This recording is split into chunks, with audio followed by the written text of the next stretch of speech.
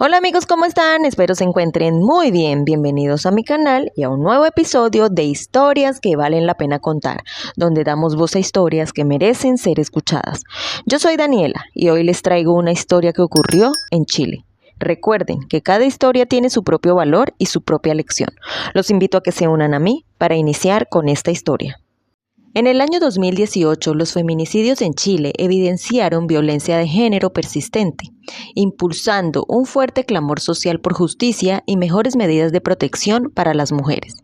Y es por eso que hoy hablaremos de la historia de Fernanda Maciel, una joven con 7 meses de embarazo que desapareció el 10 de febrero del año 2018, cuando salió de su casa ubicada en Conchalí, en Santiago de Chile, y casi 500 días después fue encontrada en una bodega a escasos 40 metros de su casa.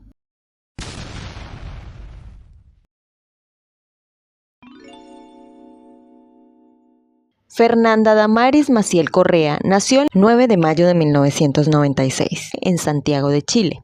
Tenía 21 años, hija de Paola Correa y Ángelo Maciel, pero falleció en el año 2012. Fernanda se crió con su madre y hermana después de la separación de sus padres. Vivían en Conchalí, un barrio de la capital. Desde pequeña tuvo problemas de conducta en la escuela y en la adolescencia solía escaparse de su casa sin avisar a dónde iba, algo que mantenía preocupada a su familia, tanto que pasó por un programa especializado con niños, niñas y adolescentes en situación de calle PS, del Servicio Nacional de Menores Sename. Las vecinas dicen que no la conocían mucho, solo de lejos. A sus 20 años empezó a trabajar como barwoman y luego cambió de trabajo como mesera del restaurante Johnny Rockets del Aeropuerto Internacional de Santiago. Durante esta etapa de su vida conoció a Luis Petersen, un taxista de 32 años, con quien inició una relación sentimental con momentos de altos y bajos. Juntos esperaban con ilusión a su primera hija, a quien llamarían Josefa, ya que Fernanda, como les comenté anteriormente, tenía 7 meses de embarazo. Según las investigaciones, el 10 de febrero Fernanda salió de su casa. Alrededor de las 5:32 p.m. fue captada por cámaras de seguridad caminando hacia una bodega ubicada en la intersección de las calles Yaima y Puntiagudo, a escasos 40 metros de su residencia. En dicha bodega trabajaba Felipe Rojas, vecino y amigo de Fernanda desde hacía aproximadamente 10 años. Según registros telefónicos, Felipe la invitó ese día a compartir un momento juntos.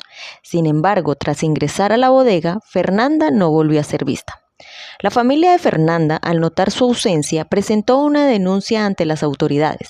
A pesar de las múltiples búsquedas y donde pasó más de un año en las cuales habían teorías sobre su paradero, incluyendo la posibilidad de que hubiera huido, que había sido víctima de terceros, y hasta se llegó a decir que había viajado a Bariloche en Argentina, entre tantos otros escenarios que no hicieron otra cosa más que confundir la investigación. Luis Petersen, pareja de Fernanda y padre de la niña que venía en camino, también estuvo como sospechoso, pero no se le llegó a involucrar debido a que tenía una coartada sólida. Además, la bodega donde captaron las cámaras de seguridad a Fernanda fue inspeccionada en varias ocasiones sin éxito. En interrogaciones hechas a Felipe, él aseguraba que Fernanda nunca llegó a la bodega, que la contactó por mensajes el día de su desaparición, pero que ella nunca llegó. Finalmente, el 23 de julio del 2019, casi 500 días después de la desaparición de Fernanda, sus restos fueron hallados bajo cemento en la misma bodega donde fue vista por última vez. Felipe fue detenido y posteriormente condenado por delitos graves en contra de Fernanda Maciel. Esto se pudo saber gracias a una declaración de la expareja de Felipe, de quien no trasciende su nombre, y quien relató: "Se puso a llorar. Ayer me dijo que Fernanda se había resbalado. Se había pegado en una punta, no sé si en una silla o una mesa. Empezó a convulsionar. Cuando la traté de levantar, se orinó y se fue. Dijo que estaba muy volado y tomó malas decisiones. La envolvió con unas telas e hizo un hoyo. Así se destrozó las manos y en ese momento procedió a ocultarla con cemento y cal. Y posteriormente tomó el celular de Fernanda, lo formateó y lo fue a vender en una feria, para luego volver en bicicleta.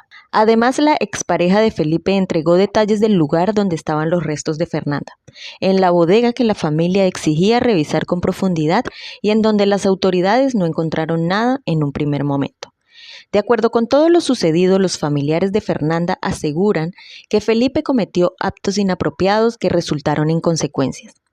Cabe destacar que Felipe había participado activamente en las búsquedas iniciales y mostraba una actitud colaborativa, lo que inicialmente desvió las sospechas sobre él. El proceso judicial contra Felipe Rojas enfrentó múltiples retrasos y dificultades, lo que generó frustración en la familia de Fernanda y en la opinión pública. Pero finalmente, en abril del 2023, el segundo tribunal oral en lo penal de Santiago lo declaró culpable de los cargos imputados. La Fiscalía Metropolitana Centro Norte solicitó la pena de presidio perpetuo calificado, lo que implica que Felipe Rojas deberá cumplir al menos 40 años de prisión antes de optar a cualquier beneficio. Esta sentencia fue ratificada en junio del 2023 por la Corte de Apelaciones, rechazando los recursos presentados por la defensa. Tras la sentencia, la familia de Fernanda expresó sentimientos encontrados. Por un lado, manifestaron alivio al obtener justicia para Fernanda. Por otro, el dolor por su pérdida sigue presente. Paola Correa, madre de Fernanda, agradeció el apoyo de la comunidad y enfatizó la importancia de mantener viva la memoria de su hija. Luis Petersen, pareja de Fernanda, destacó la fortaleza y perseverancia de la familia durante todo el proceso. Y bueno amigos, así llegamos al final de la historia de hoy. La historia de Fernanda Maciel puso en evidencia las falencias en los procedimientos de búsqueda y en la respuesta institucional ante casos de desaparición en Chile.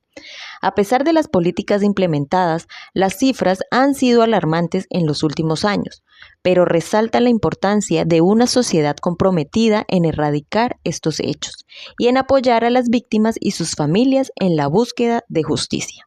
Nos vemos en un próximo videito amigos, gracias por elegir ver este video entre tantos. Dale me gusta, suscríbete, comparte y comenta. Me gustaría conocer tus opiniones o si ya lo conocían, siempre con respeto hacia las víctimas y sus familias. Tenemos que promover a la reflexión y sobre todo conciencia. Y recuerden, si tocan a una, nos tocan a todas. Que Dios los bendiga a todos y hasta la próxima. Adiós.